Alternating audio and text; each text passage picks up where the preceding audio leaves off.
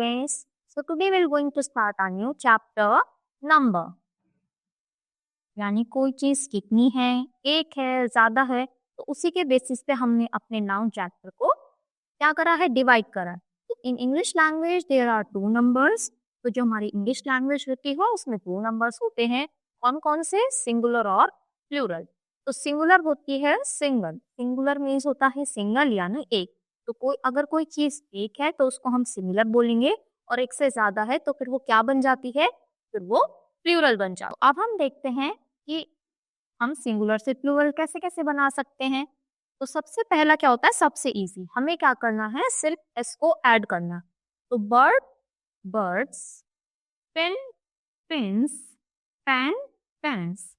फिर second rule, जो words S, E S, S H, C H और X पे एंड होंगे, फिर हम उसमें क्या करते हैं, उसमें हम ई एस को ऐड कर देते हैं. तो bus, buses, hero, heroes, fox, foxes. हमने क्या ऐड करा, ई एस.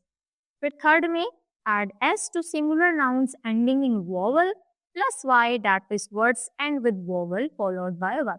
यानी जो y पर तो फिनिश हो रहे हैं पर उनसे पहले क्या आ रहा है, वोवल आ रहा है.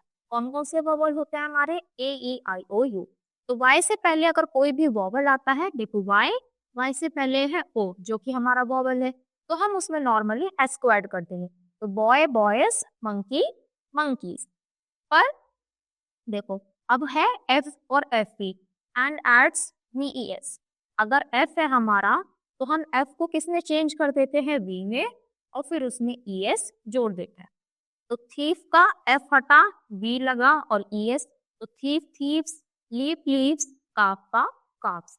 तो ये था हमारा एफ और एफ ई के लिए रूल. फिर अगला आता है अगर वाई है, पर वाई से पहले हमारा क्या आएगा, वाई से पहले अब के बार हमारा वॉवल नहीं है, कॉन्सोनेंट है. तो हम y को चेंज करते हैं I में. Y will change it into I and then we will add es to it. तो देखो सिटी का क्या हुआ, सिटीज. तो ये y हमारा I में चेंज हुआ और फिर हमने es को ऐड किया. Story, stories, party, parties. फिर कुछ होते हैं इर्रेगुलर फॉर्म, यानी क्या है, दोनों में ही क्या होंगे, डिफरेंट होंगे. सिंगुलर में अलग, प्लूरल में अलग. तो एम ए एन वाला एक मैन होता है और एम ई एन वाला बहुत सारे मैन.